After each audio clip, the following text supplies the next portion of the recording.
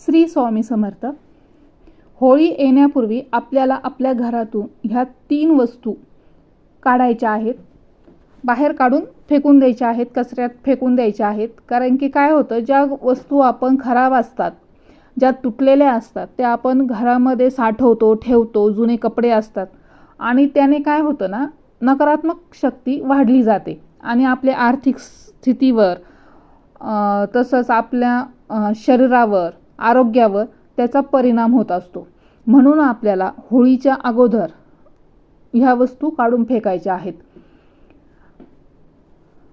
त्याच्यामुळे आपल्या घरामध्ये येणारी सर्व नकारात्मकता दूर होईल आणि वास्तुशास्त्रानुसार खराब चप्पल नकारात्मकता वाढवते आणि आर्थिक स्थितीवर परिणाम करते। म्हणून आपल्याला तुटलेले चप्पल, शूज, जुने झालेले, खराब झालेले जे शूज असेल, जे आपण घालत नसेल, वर्षानुवर्ष जे शूज घरामध्ये पडलेले आहेत, ते आपण कुठं आडगळीत, आपल्या कॉटमध्ये किंवा जिन्याखाली जर असे ठेवलेले असतील तर ते आपल्याला घराच्या बाहेर फेकून द्यायचे आहेत।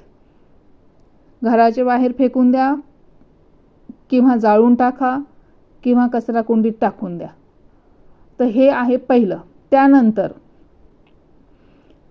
तुटलेली काच, लक्षात घ्या, तुटलेली काच, आरसा असेल, घड्याळाची काच असेल किंवा कपाटाची काच असेल तर ती काच आपल्याला काढून टाकायची आहे।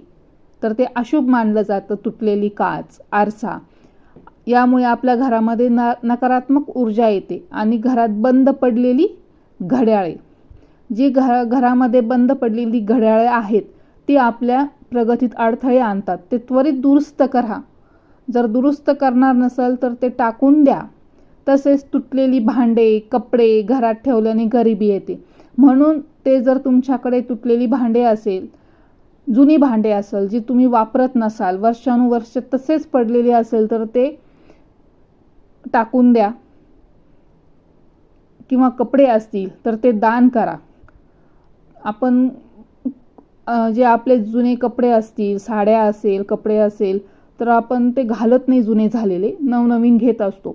आणि जे जुने कपडे आपण काय करतो, कपाटामध्ये तसेच ठेवतो किंवा एखाद्या कॉटमध्ये ठेवून देतो, पण ते आपण कुणाला देत नाही। त्याच्यामुळे काय होतं ना, घरामध्ये नकारात्मकता शक्ती वाढली जाते।